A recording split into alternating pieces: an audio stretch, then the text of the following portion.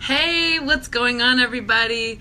It's Jessica, and I'm here in my trailer. It's my fancy trailer on the set of The Sinner.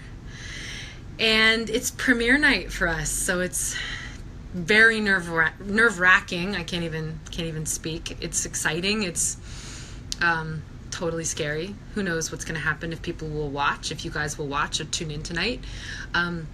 But we're actually currently shooting, so I don't even know if I'm going to be able to watch tonight. My entire crew is working hard. We're working on episode 8 now, and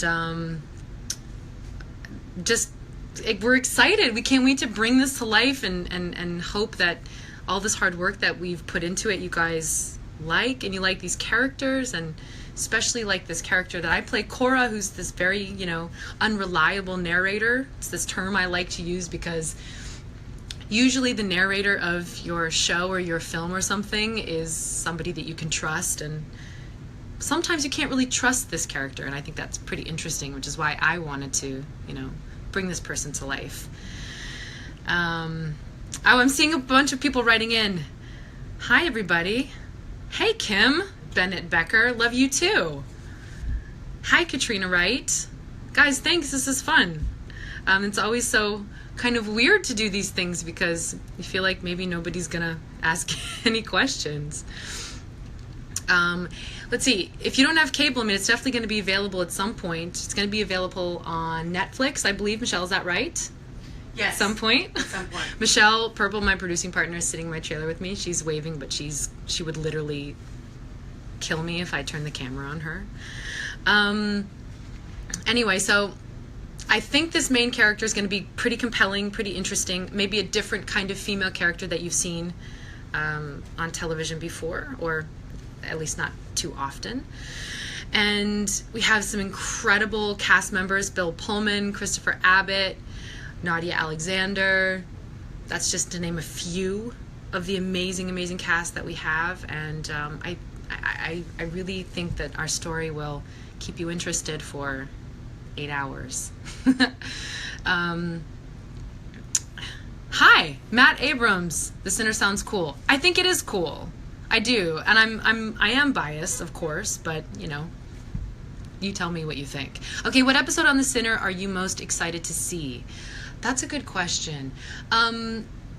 Well, episode number 8 is the final episode. It's actually what we're shooting now, and I think that's always a really exciting thing to see because it lets us know as producers and as the cast if we have satisfied this story, and if these arcs have come to a finality, and we get a solution basically, and is it satisfying for a viewer?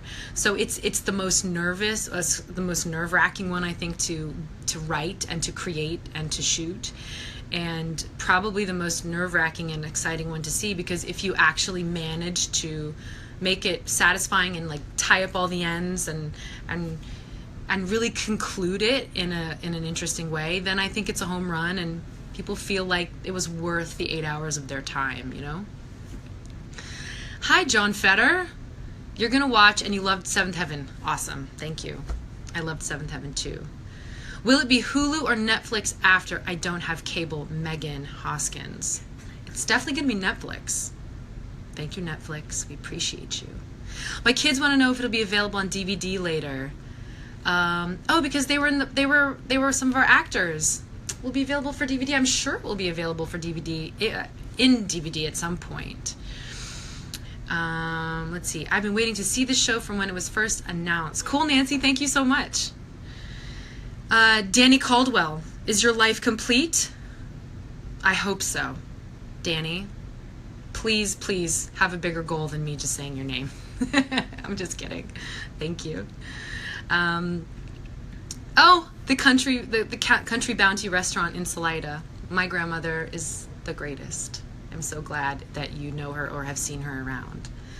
Do you think some of us women could maybe identify with the main character? Absolutely, Miriam. I do, because this is a person who has a really seemingly normal life, and has to sort of deal with some things that happened to her in her past that have made her who she is, and kind of present herself to the world in a certain way that may not necessarily be her absolute truth all the time. And I think everybody experiences that. I experience that. I feel like sometimes I have an insecure day, or am just not feeling myself, and yet you have to sort of pretend that, or at least you want to pretend that you're more confident than you are. I mean, it can be as simple as that. That is very much why I feel like Cora is a relatable character to women and men, because we all do it. We all post stuff and we all say, look at my cool life and this is my cool vacation, but under the surface there's always stuff going on. That's the human experience, is dealing with our issues and our traumas, and the rawness and the the real humanness that makes us I don't know, real people, real human beings. It's the flaws that really make us unique, and we have to somehow find a way to accept it and love them. You got to learn to love them. Texas loves me, and JT, thank you guys. We love Texas too. I actually lived in Texas for a minute. My brother was born there. I think it was outside of Houston or something. So I like Texas too. Jeremy, how do you go from being this intense character to being mom again after work? Mad skills. Thank you. I think every working parent, every working mom, every working dad has, this experience where you have to leave it at work.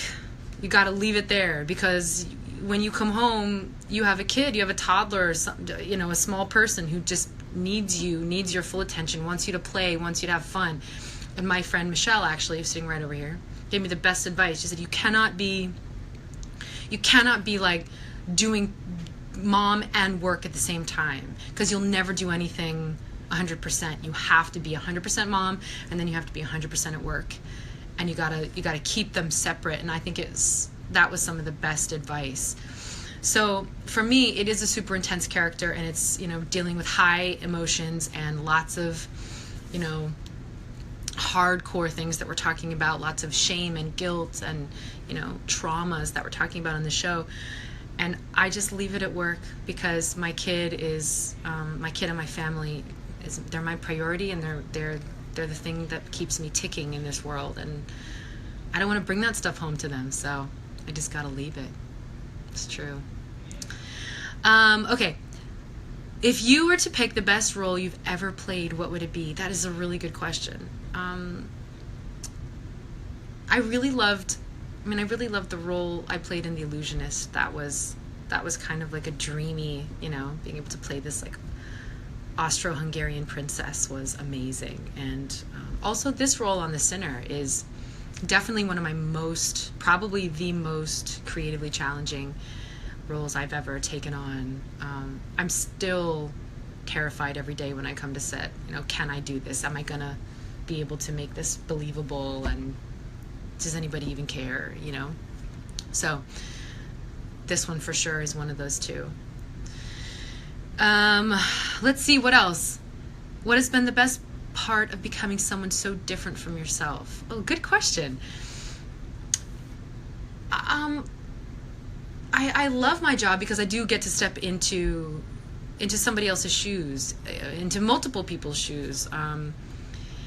And it's amazing to completely, transform yourself, physically in a way, and really emotionally in a way, and explore how maybe someone else would handle a situation. For example, like Cora in the show, who commits this really violent act.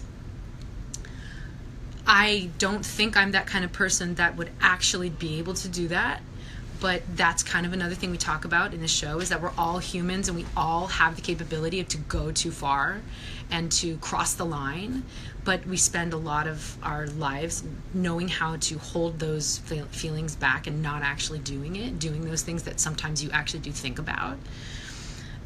So to walk the line and test well, what would that feel like, and how does that change your life? Like, that's for me the joy of, you know, stepping into somebody else's shoes and trying on someone else's clothes, and really getting a sense of how someone else would handle to this. Oh, we're back. Okay, we're back. I think we just got paused for a second, so sorry about that. I really am the worst with technology. I literally just sat here and stared at the screen, so sorry, guys. Okay, hold on. Someone's asking, will Justin and I be in a movie together? I don't know. I think we would love to find something cool to do together. It would have to be the right thing. It would have to be the right time. It would have to be, I don't know, something that is really, really right, you know, really perfect. Because it can go really wrong, as we all know. Couples and partners working together. So, I'd love to. Actually, I'd love for him to direct me in something, because he's an incredible director. So that would be super cool. Let's see, what else can I answer for you guys? What is one character or movie role you would love to portray? Do you have not gotten the opportunity? Gosh.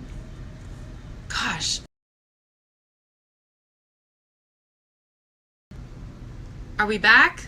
I think we got paused again. Now it's getting really annoying. Sorry, you guys. I'm in the trailer in the middle of nowhere with really bad reception.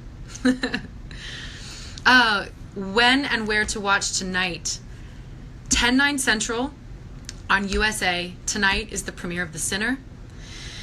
And listen, we're really excited. We've been working really, really hard, and we just, on behalf of my entire cast and my crew and everybody who's been putting their life on hold for this show, we just are very excited to share this with everyone.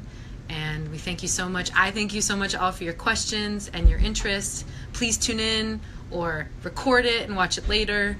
Support us. Support women in television and women in film. Thank you, guys. Thank you so much for caring about this Facebook Live. Okay.